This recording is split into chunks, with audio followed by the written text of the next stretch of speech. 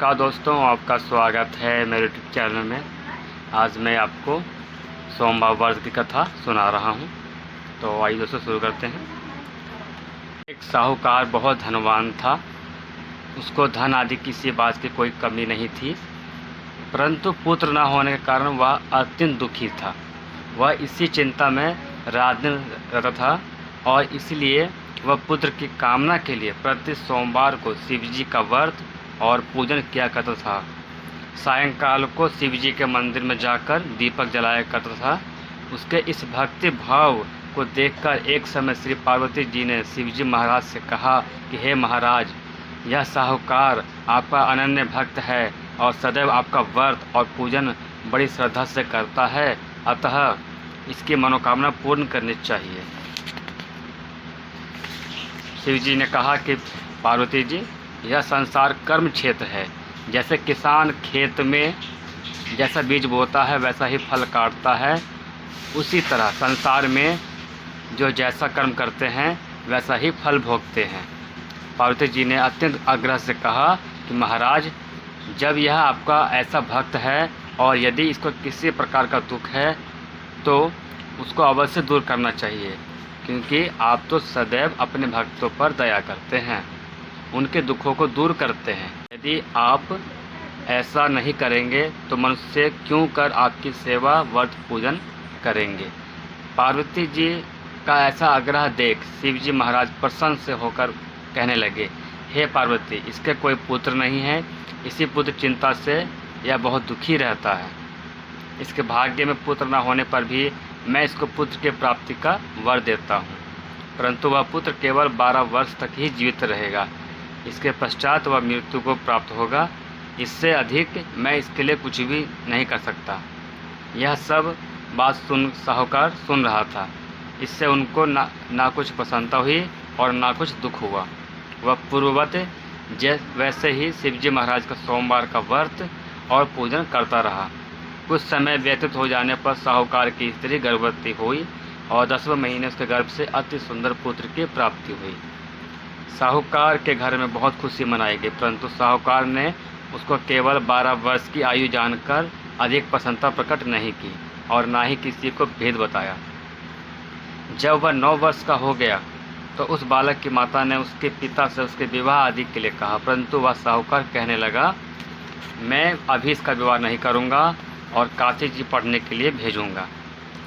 फिर उस साहूकार ने अपने साले अर्थात बालक के मामा को बुलाया, उसको बहुत सा धन देकर कहा, तुम इस बालक को काशी जी पढ़ने के लिए ले जाओ और रास्ते में जिस जगह भी जाओ वहाँ यज्ञ करते, दान देते तथा ब्राह्मणों को भोजन कराते जाओ।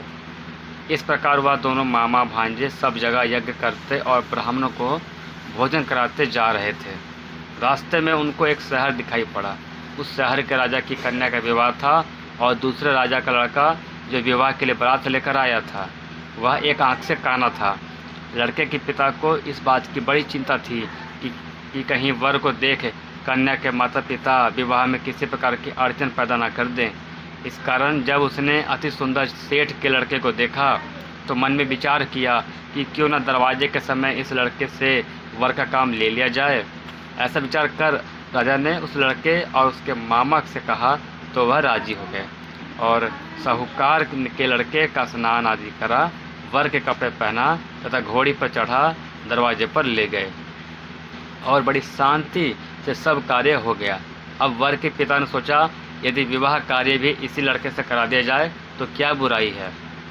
ऐसा विचार करके उसके मामा से कहा, यदि आप फेरों और कन्यादान का काम भी करा दें तो आपकी बड़ी कृपा होगी और हम इसके बदले में आपको बहुत सा धन देंगे। उन्होंने स्वीकार कर लिया और विवाह कार्य बहुत अच्छी तरह से हो गया। परंतु जिस समय लड़का जाने लगा तो उसने राजकुमारी की चुंदड़ी के पल्ले पर लिख दिया कि तेरा विवाह तो मेरे साथ हुआ है, परंतु जिस राजकुमार के साथ तुमको भेजेंगे वह एक आँख से काना है और मैं तो काशी जी पढ़ने जा रहा हूँ। उस राजकुमारी ने जब अपनी चुंदड़ी पर ऐसा लिखा हुआ पाया तो उसने राजकुमार के साथ जाने से इनकार कर दिया और कहा कि यह मेरा पति नहीं है, मेरा विवाह इसके साथ नहीं हुआ, वह तो काशी जी पढ़ने गया है। कुमारी के माता पिता ने अपने कन्या को विदा नहीं किया और बारात वापस चली गई। उधर सेठ का लड़का और उसका मामा काशी जी पहुंच गए। वहाँ जाकर उन्होंने यज्ञ करना और लड़के ने पढ़ना शुरू कर दिया। जब लड़के की आयु 12 वर्ष की हो गई तब एक दिन उन्होंने यज्ञ रखा था। ठीक उस लड़के ने अपने मामा से कहा, मामा जी आज मेरी तबीयत कुछ ठीक नहीं है। मामा ने कहा कि अंदर जाकर सो जाओ। लड़का अंदर जाकर सो गया और थोड़ी देर में उसके प्राण निकल गए। जब उसके मामा ने आकर देखा कि वह तो मुर्दा पड़ा है तो उसको बड़ा दुख हुआ और उसने सोचा कि मैं अभी रोना पिटना मचा दूंगा तो यज्ञ का कार्य अधूरा रह जाएगा। अतः उसने जल्दी से यज्ञ का कार्य समाप्त कर ब्राह्मणों के घर जाने के पश्चात रोना पिटना आरंभ कर दिया।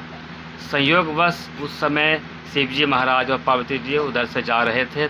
जब उन्होंने जोर जोर से रोने पीटने की आवाज़ सुनी तो पार्वती जी शिवजी को आग्रह करके उसके पास ले गई और सुंदर लड़के को मरा हुआ देखकर कहने लगी कि महाराज यह तो उसी सेठ का लड़का है जो आपके वरदान से पैदा हुआ था। शिवजी ने कहा कि पार्वती जी इसकी आयु इतनी ही थी सो भोग चुका। पार्वती जी ने कहा कि महाराज कृपा करके इस बालक को और आयु दो, नहीं तो इसके माता पिता तड़प के मर जाएंगे। पार्वती जी के इस प्रकार बार बार आग्रह करने पर शिवजी ने उसको वरदान दिया और शिवजी महाराज की कृपा से लड़का जीवित हो गया। शिव पार्वती कैलाश चले गए। तब वह लड़का और उसका मामा उसी प्रकार यज्ञ कराते हुए अपने घर की तरफ चल पड़े और रास्ते में उसी शहर में आए जहाँ पर उस लड़के का विवाह हुआ था। वहाँ पर आकर जब उन्होंने यज्ञ आरंभ कर दिया तो उस लड़के के सर्वशूर ने उसको पहचान लिया और अपने महल में लाकर उसकी बड़ी खातिर की, साथ ही बहुत सारा धन और दासियों सहित बड़े आदर और सत्कार के साथ अपनी लड़की और जमाई को विदा किया। जब वह अपने शहर के निकट आए तो उसके मामा ने कहा कि पहले मैं तुम्हारे घर जाकर खबर कराता हूँ। उस समय उसके माता पिता अपने घर की छत पर बैठे हुए थे और उन्होंने यह प्रण कर रखा था कि यदि हमारा पुत्र सकुशल घर आया तो राजी खुशी नीचे आ जाएंगे, नहीं तो छत से गिरकर अपने प्राण दे देंगे। इतने में उस लड़के के मामा ने आकर यह सारा समाचार दिया कि आपका पुत्र आ गया है, परंतु उनको विश्वास न आया। तब उसके मामा ने शपथपूर्वक कहा कि आपका पुत्र अपनी स्त्री तथा बहुत सारा धन लेकर आया है। तो उस सेठ ने बड़े आनंद के साथ उनका स्वागत किया और वह बड़ी प्रसन्नता के साथ रहने लगे। इसी प्रकार जो कोई भी सोमवार का व्रत धारण करता है अथवा इस कथा को पढ़ता या सुनता है उसके दुख दूर होकर उसकी समस्त मनोकामनाएं पूर्ण होती हैं। इससे लोक में नाना प्रकार के सुख भोग कर अंत में सदा शिव के लोक की प्राप्ति हुआ करती है। तो दोस्तों ये था सोमवार व्रत कथा। आपको मेरा वीडियो कैसा लगा? अगर अच्छा लगा हो तो लाइक कीजिएगा और मेरे चैनल को सब्सक्राइब करना ना भूलिएगा। मिलते हैं आपसे अगले वीडियो में।